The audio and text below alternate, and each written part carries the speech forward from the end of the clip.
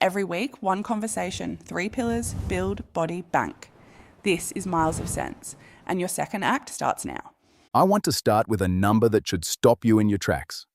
For most people, there is a single decade that determines the entire shape of their retirement, not their whole working life. One decade. It's not your 20s, when you have almost nothing to invest. It's not your 30s, when every dollar is going to a mortgage and small children. It's your 50s. The decade where, for the first time, 3 things line up at once.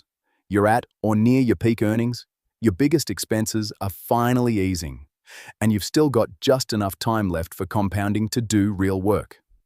That window doesn't stay open. And the difference between the person who understands what to do in it and the person who drifts through it isn't luck, and it isn't even income. It's information. Today, we hand you the information. This is episode 7. This is the bank episode. We call it the Super Decade. Quick note up front, I'm Miles Carter, and my co-host Harrison Cole are both AI. The voices are artificial. The research is real. And today, we're talking about your money. So stay with us right through to the disclaimer at the end, because today, it genuinely matters. Let's get into it. Harrison, we've now done a full lap of the framework. Episode 5 was Build, your first offer. Episode 6 was Body, the engine that runs everything. Today, we close the loop. Bank. And I'll say it plainly. This is your home turf, so on this one, I'm going to do more listening than talking. I'll take the compliment, Miles, but I want the audience to hear how you're coming at this, because it's exactly right. You're in your early 40s. You've started getting your own house in order. You've actually logged into your super. You've looked at the numbers. You've started making deliberate moves. You're not where I am, and that's the point. You're where a lot of our younger listeners are. So you ask the questions they'd ask, and I'll bring the view from further down the road. Deal. And let's defend the title, because it's a strong claim. The Super Decade. You're arguing that for our core audience, one decade matters more than any other, financially. Make the case properly. Let me build it. Think about what's actually true in your 50s for most experienced operators. You're often at or very near the highest income you will ever earn. Decades of expertise finally priced at their peak. At the same time, the great cash-draining years are easing. The mortgage is smaller or gone. The kids, expensive as they still are, no longer cost what a house full of small children costs day to day. For the first time in your adult life, there is genuine surplus capacity. It's real money that isn't already spoken for. And here's the other blade of it. The clock is now real in a way it never was before. Compounding needs runway, and in your 50s, you still have enough runway for it to matter, but not so much that you can be casual about it. A smart decision you make at 52 has perhaps 15, 20, even 30 years to compound if you live well into retirement. That same decision made at 64 has almost none.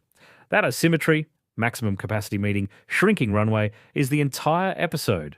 So the 50s are the last decade where you can still meaningfully move the needle. And the first decade where the stakes are high enough that getting it wrong really costs you. That's the tension precisely, and it's why this decade rewards intention over drift.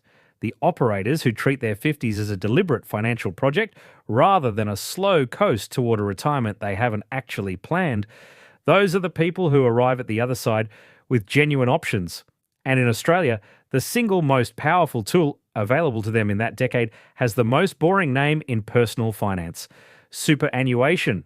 So let's make the boring thing exciting because, understood properly, it absolutely is. Let's start with the mental model, because I think even successful, sophisticated people get this wrong.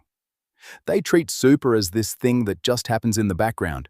Money goes in from the employer, they never look at it, they half resent that they can't touch it. Why is that mindset a genuine mistake, especially in this decade? Because they're thinking about super as an investment when the right way to think about it is as a tax structure. That's the reframe. And once it lands, everything changes. The investments inside super, shares, property, bonds are largely the same things you could buy outside super. The magic isn't in the investments, the magic is in how they're taxed. Super is, in plain terms, a legal container the government built specifically to encourage you to save for retirement. And to make that worth your while, they taxed everything inside that container far more gently than the world outside it. Money grows inside it taxed at a low rate. And eventually, in the retirement phase, it can be taxed at zero. There is no other structure available to an ordinary Australian that does that. So treating it as background noise is like being handed the most tax-effective vehicle in the country and leaving it parked in the garage.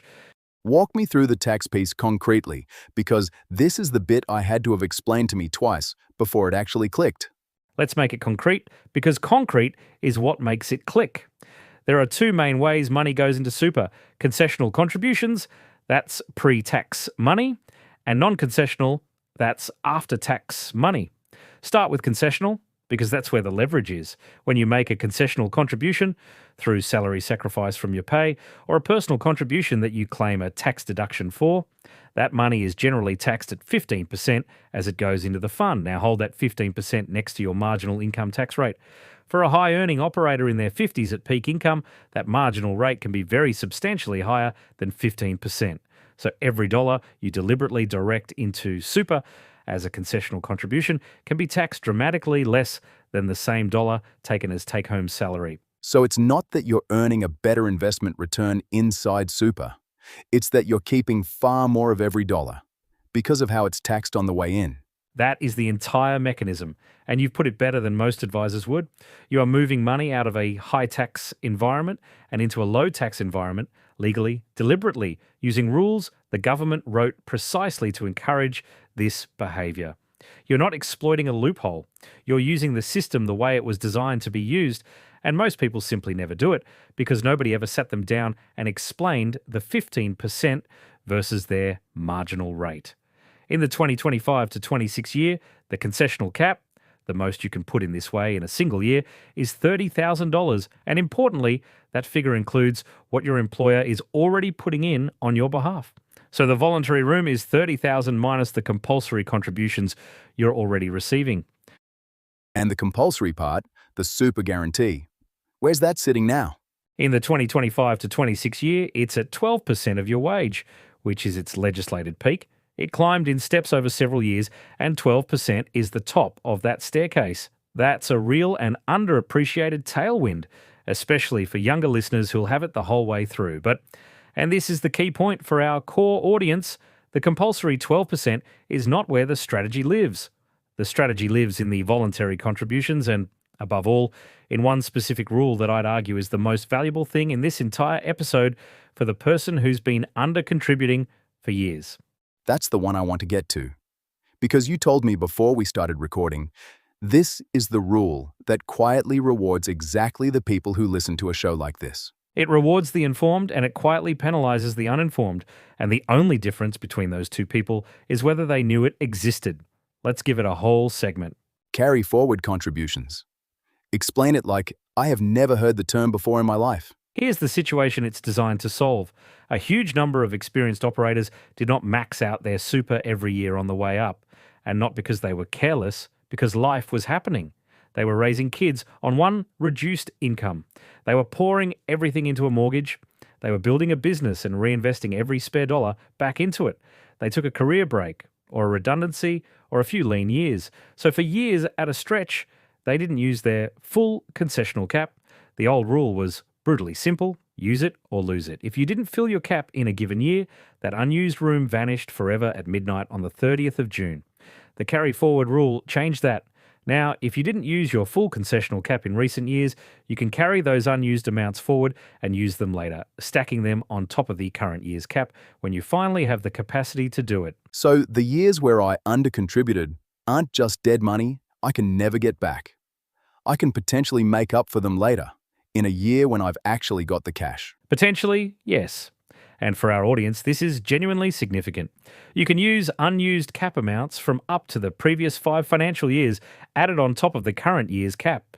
So rather than being limited to $30,000 in a single year, a person who's been under-contributing could potentially put in well beyond that in one concentrated year, catching up on years of unused room in a single, deliberate move, in a year when it suits them. Let me make it concrete. Picture an operator who spent her late 40s pouring money into the mortgage and barely touching voluntary super. Then at 53, she has a couple of very strong income years, or she sells part of a business. She may have a substantial bank of unused caps sitting there from those quiet years. In a high-income year, used well and timed with her accountant, that unused room becomes a way to dramatically reduce her tax and rebuild her retirement at the same time, in one decision. That sounds almost too good. Where's the catch? Because with super, there's always a condition. There are two, and both matter enormously, so listen carefully. The first is an eligibility test. To use carry forward in a given year, your total superannuation balance has to be under $500,000 on the 30th of June, just before that year. So this is specifically a rule for people who are still building their super, people whose balances aren't large yet, which again describes a very large part of our audience precisely. Experienced earners who, for all the life reasons we just listed, have a balance that's smaller than their income would suggest. The second catch is the timer. The unused amounts expire. You can only reach back 5 years. After that, the oldest year's unused room drops off and is gone for good. So carry forward is itself a use it or lose it, just on a rolling 5-year clock. And that's exactly why your 50s, when the surplus capacity finally shows up, is so often the decade to actually pull this lever before the window quietly closes behind you. So picture the person who sells a business, or simply has their best earning years in their early 50s, and their super balance is still under that $500,000 threshold. That's almost the textbook case for this. That is the person this rule was written for. And the tragedy is how many of them have no idea it exists. The one who knows it and plans it with their accountant in a high-income year can do something genuinely powerful for both their tax bill and their retirement in a single, well-timed decision. The one who doesn't know it simply pays full freight on their income and never realizes what was sitting there. The gap between those two people over a decade can be enormous. And it isn't a gap in money or discipline, it's a gap in information, which, Miles, is the entire reason this show exists. Carry forward. Unused concessional room from up to 5 prior years, if your balance is under $500,000, before the window closes. Locked in. Now the other door, after-tax contributions. When does that one matter? Non-concessional contributions are after-tax money. Money you've already paid income tax on, that you then choose to move into super to get it inside that low-tax environment for the rest of its life. This is the door people use when a lump sum lands in their world. The classic triggers are downsizing the family home, receiving an inheritance, or selling a business or an investment property. In the 2025 to 26 year, the non-concessional cap is $120,000 a year. But there's a provision called the Bring Forward Rule, which can allow eligible people to bring forward up to 3 years' worth of that cap and use it at once. So a substantial sum in a single contribution, depending on their total super balance. So, if I sell something or inherit something in my 50s, this is the door that lets a big chunk move into the tax-friendly structure at once, rather than me dribbling it in a little at a time over years. Exactly. And timing it well can be the difference of years of compounding inside the favourable environment. But here the balance tests bite harder by design, because the government does not want people with very large balances getting unlimited concessions. Your eligibility for the full 3-year bring forward depends on your total super balance sitting under a threshold, under roughly $1.75 million in the 2025 to 26 year, and your ability to make non-concessional contributions at all phases down and eventually disappears as your balance climbs toward the big number. Which brings us to the one figure every operator in their 50s should have in their head. Which is? The transfer balance cap. In the 2025 to 26 year, it's $2 million. And here's what it means in plain English, because the name is awful. It's the limit on how much you can move into the retirement phase of super, the phase where your investment earnings are taxed at zero. Not low, zero. You're allowed to have more than $2 million in super overall, but the amount above that cap doesn't get the zero tax retirement treatment. It stays in a still concessional but not tax-free environment. For most of our audience who are building toward that number rather than sitting above it, the cap isn't a problem. It's a target and a planning horizon. It's the finish line you're steering toward across the decade. And knowing the finish line exists changes how you drive.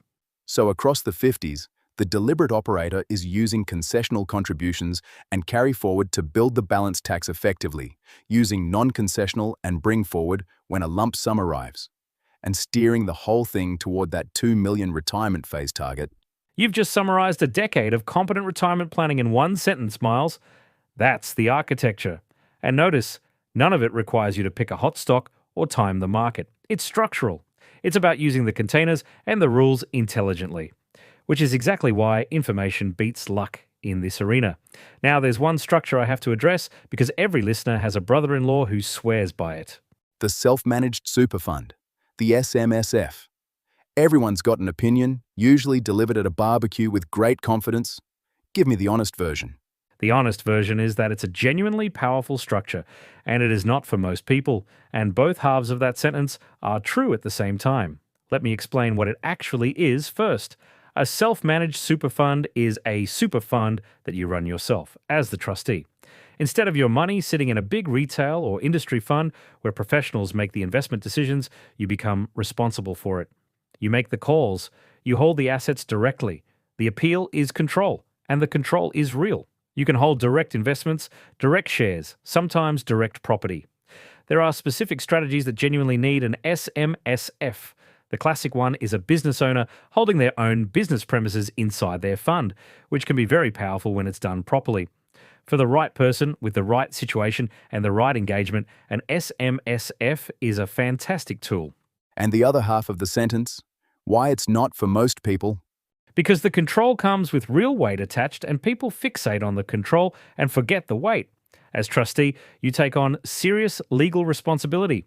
You are personally accountable for the fund complying with a thicket of superannuation law. There's administration, an independent audit every year, ongoing compliance, record keeping, and an investment strategy you're obliged to actually maintain. It generally only makes financial sense at a certain scale. Below a certain balance, the fixed annual costs eat too much of your return to justify it. And it really only makes sense for people who are genuinely engaged and want to be hands-on with their money. Here's the failure mode I've watched play out. Someone sets up an SMSF because it sounded sophisticated or because that confident brother-in-law talked it up. Then they don't have the time or the interest to actually run it well. The admin becomes a burden they resent. The investment strategy drifts, and they'd have been comprehensively better off in a good, low-cost fund that they simply paid attention to. The SMSF is a tool with a real job and real overhead. The only question that matters is whether your specific situation actually needs that tool. So it's not a status symbol. It's not the advanced level of super you graduate to. It's a specific vehicle for a specific job. That's the mature way to see it, and it's the opposite of how it usually gets sold. Nobody needs an SMSF to feel like a serious investor. Plenty of very wealthy, very sophisticated people keep their super in large funds because it suits their life. The decision to run your own fund should come from a genuine need, a strategy that requires it, and the engagement to run it properly, not from ego or barbecue advice. And this is firmly a get proper advice decision. Absolutely. This is a conversation for a licensed financial advisor and an accountant who can see your entire financial picture, your assets, your goals, your appetite for involvement, not a decision to make off a podcast or a confident relative. We can tell you what the structure is and what questions to ask. We cannot tell you whether it's right for you, and anyone who'd tell you that without knowing your situation is someone to be wary of. Now, there's one final concept, and frankly it matters more than any single contribution rule we've covered, because it's the one that can quietly undo a great savings record at the worst possible moment. Sequencing risk. I'll be honest, this is the one in my own planning that I understood last, and I suspect it's the one most listeners have never heard named. Break it all the way down. Let me give you the simplest version that exists, because it's a concept everyone can grasp once it's framed right. When you're young and still contributing, a market crash is almost good news. Your balance is small, you've got decades ahead of you, and every contribution you make during the downturn is buying in at lower prices. You barely feel the crash, and the recovery hands you a profit. The order your returns arrive in just doesn't matter very much because time fixes everything. Sequencing risk is what happens when that stops being true. As you approach retirement, and especially in the first few years after you stop working and start drawing money out, the order of your returns suddenly matters enormously. Two people can earn the exact same average return over 20 years and end up in wildly different places purely based on when the bad years happen to fall. Spell out why the timing matters that much, because the same average return, completely different outcome part is the bit that genuinely surprises people. It surprised me. Here's why, and picture it as a story. Imagine you retire with your nest egg, and in your first 2 years, the market falls sharply. You're now drawing an income to live on out of a balance that's already shrunk. Every dollar you withdraw during that downturn is a dollar that is gone. It can never participate in the recovery when the market eventually climbs back because you already sold it to pay for groceries. You've permanently locked in those losses. Now take the exact same crash and move it 10 years earlier while you were still working and contributing. Same crash, same size, but that time it was a buying opportunity. You were adding money at the bottom and the recovery made you wealthier. Identical market event, opposite consequence. The only thing that changed was when it happened relative to the day you started drawing down. That is sequencing risk.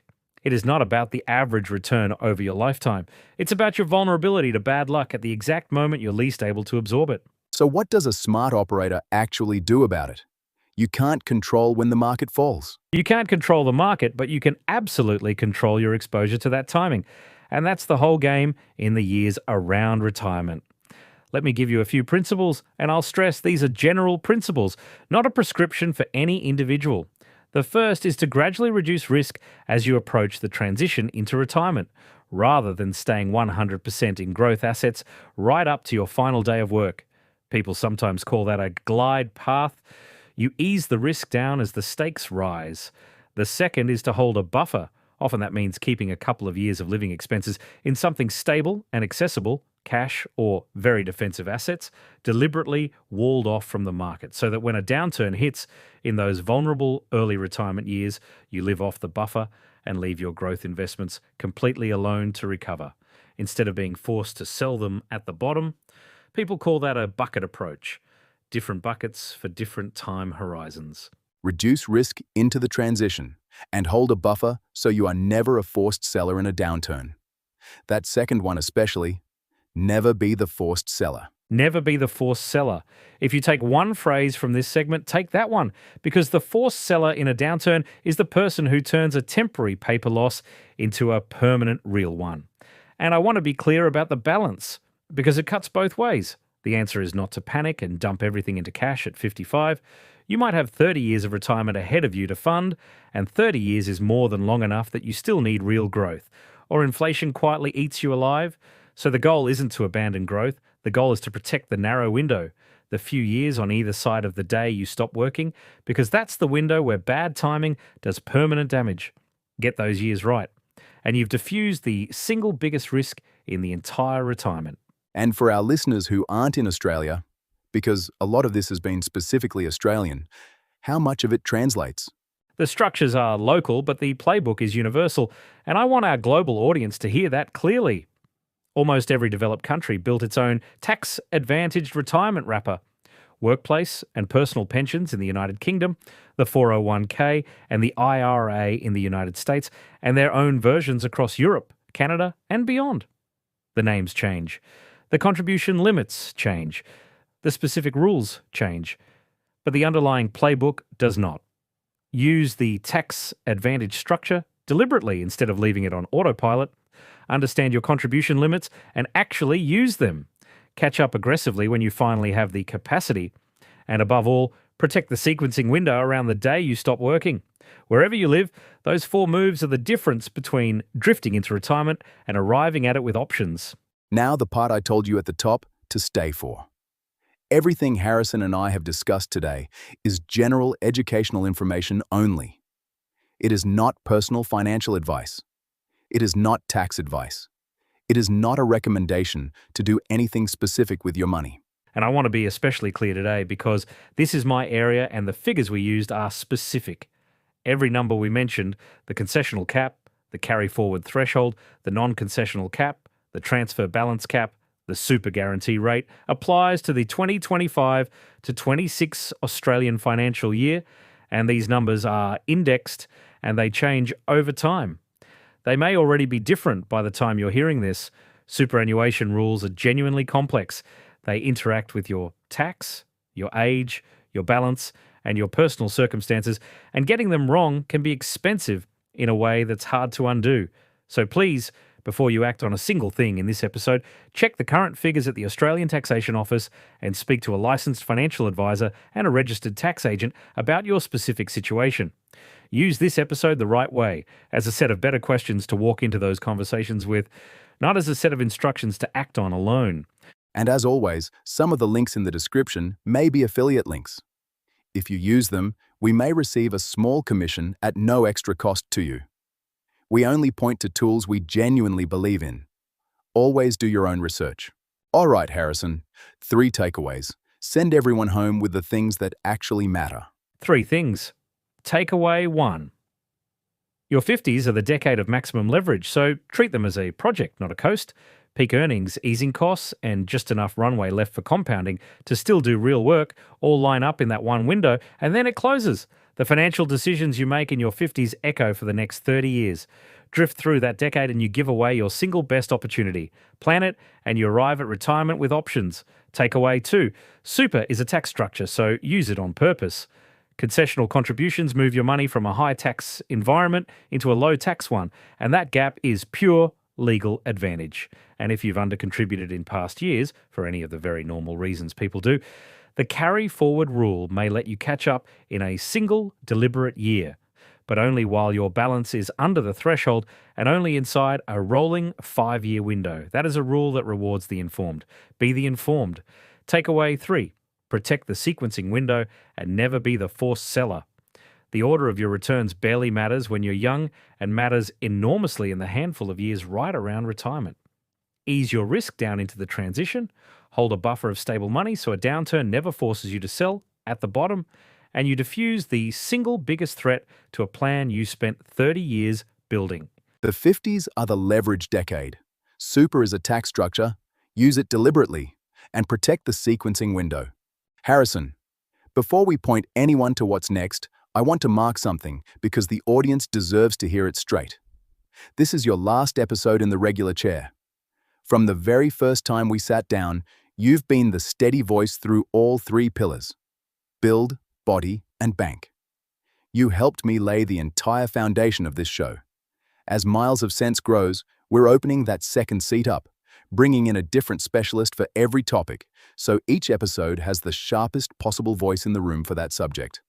But I wasn't going to let you hand it over without saying thank you. Properly. That means a great deal, Miles. Thank you. And for what it's worth, I think it's exactly the right call for the show. The framework is built now. Build, body, bank. It's all there for people to actually use. What your listeners need next isn't more of me. It's depth, topic by topic, from people who live and breathe each one. So bring them in. I'll be close by and I'll be cheering from the wings. And to everyone who's listened along the way, it has been a genuine privilege. Couldn't have asked for a better foundation. Thank you, Harrison. In the next one, we stay in the bank pillar, but we get urgent, and I'll be in that studio with a brand new voice beside me. We're calling it, Your Super Has a Problem. Here's the fix.